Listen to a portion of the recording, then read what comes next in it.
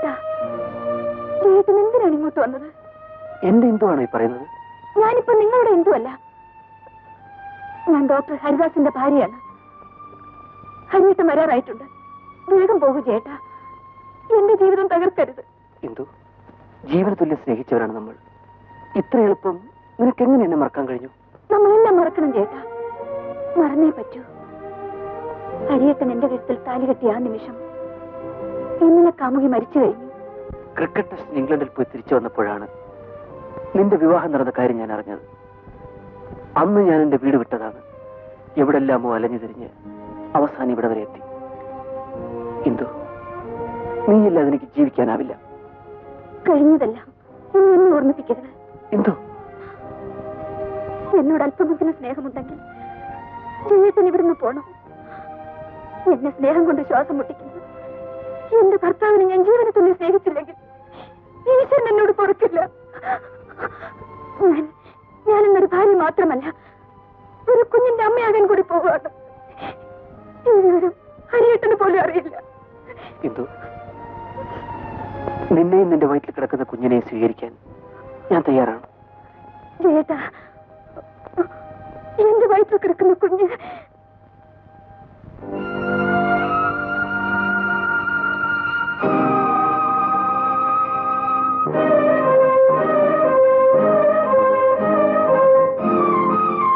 ഇന്ദുവിന്റെ വയറ്റിൽ വളരുന്ന കുഞ്ഞ് എന്റേതാണെന്ന് നിങ്ങൾ തെറ്റിദ്ധരിച്ചു. സത്യമറിയാൻ നിങ്ങൾ കൂട്ടാക്കിയില്ല. നിങ്ങൾ ഇന്ദുവിനെ എന്റെ വീട്ടിൽ കൊണ്ടുവന്നാക്കിയിട്ട് പോയി.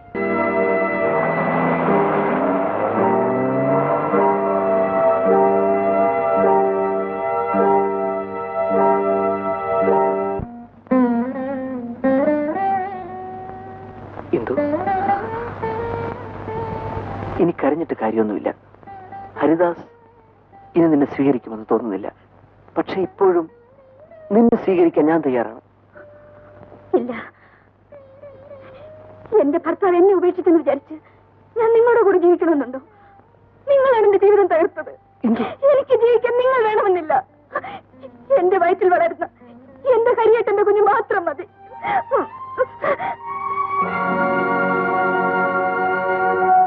നിങ്ങൾ അവളെ ഉപേക്ഷിച്ചു പോയ ആ നിമിഷം തന്നെ ഇന്ദു അവളുടെ അച്ഛൻ്റെ അടുത്തേക്ക് പോയി.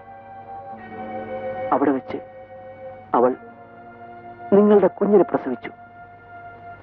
അങ്ങനെ 2 വർഷം കടന്നുപോയി. മോളെ, നീ ചെറുപ്പമാണ്. നിന്നെ ഇപ്പോഴും വിവാഹം കഴിക്കാൻ തയ്യാറാണെന്ന് പറഞ്ഞു ജയന്റെ കത്തുണ്ടായിരുന്നു. വേണ്ട അച്ഛാ, എനിക്കൊന്നും ഒരു വിവാഹം വേണ്ട. ഞാനും എന്റെ മോളും അച്ഛനോടൊപ്പം ഇവിടെ കഴിഞ്ഞോളാം. അച്ഛൻ ഇന്നോ നാളെയോ എന്ന് പറഞ്ഞു കിടക്കുന്നു. എന്റെ കാലം കഴിഞ്ഞാൽ എത്ര കാലം എന്റെ മോളിങ്ങനെ ഒറ്റയ്ക്ക് കഴിയും? അന്നേ നിന്റെയും ജയന്റെയും വിവാഹം നടക്കേണ്ടതായിരുന്നു. എന്റെ ദുർവാശ കൊണ്ടത് നടന്നില്ല. ഞാനാ മോളെ ഇതിനെല്ലാം കാരണക്കാരൻ. ഇതിനൊരു പരിഹാരം ഉണ്ടായേ പറ്റും. ഞാൻ ജയനോട് വരാൻ പറഞ്ഞ് കത്തയച്ചിട്ടുണ്ട്. ഞാനിവിടെ ഉള്ളത് അച്ഛന് ബുദ്ധിമുട്ടാണെങ്കിൽ ഞാനും എന്റെ മോളും എവിടെയെങ്കിലും പോയിക്കോളാം അച്ഛാ.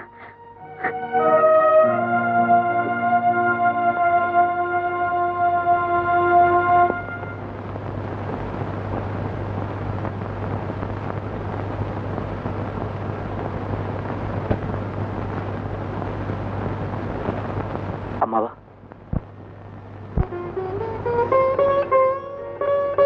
ജയനോ? മാമോനെ,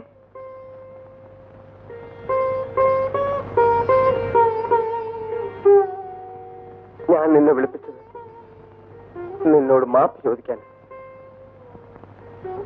അമ്മാവന്റെ ദുർവാശയാണ് മോനെ എല്ലാത്തിനും കാരണം. അവസാനമായി എനിക്ക് മോനോടൊരു അപേക്ഷയുണ്ട്. എന്താണ് അമ്മാവ? എന്റെ മോൾക്ക് ഇനി ആരുമില്ല. അവളെ നീ വേണം നോക്കാൻ. അച്ഛാ, എനിക്ക് സമാധാനമായി കണ്ണടക്കണമെങ്കിൽ എന്റെ മോള് അച്ഛൻ പറയുന്ന അനുസരിക്കണം. ഇതെന്റെ മോളുടെ നന്മയ്ക്ക് വേണ്ടി മാത്രമല്ല, നിന്റെ മോളുടെ നന്മയ്ക്ക് വേണ്ടി കൂടിയാണ്.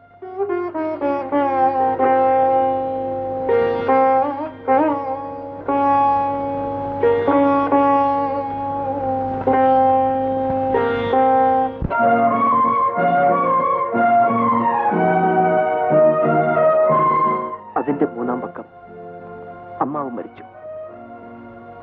അമ്മാവും മരിച്ചതിന് ശേഷം ഞാൻ ഇന്ദുവും കുഞ്ഞുമായി എന്റെ വീട്ടിലേക്ക് പോന്നു. ഇന്ദു എന്നോടൊപ്പം ജീവിച്ചെങ്കിലും നിങ്ങളുടെ ഓർമ്മകളുമായാണ് അവൾ അവിടെ കഴിഞ്ഞത്. രാജ്മോൾ നിങ്ങളുടെ കുഞ്ഞാണ്. ഇന്ദുവിനെയും രാജ്മോളെയും നിങ്ങൾ സ്വീകരിക്കണം.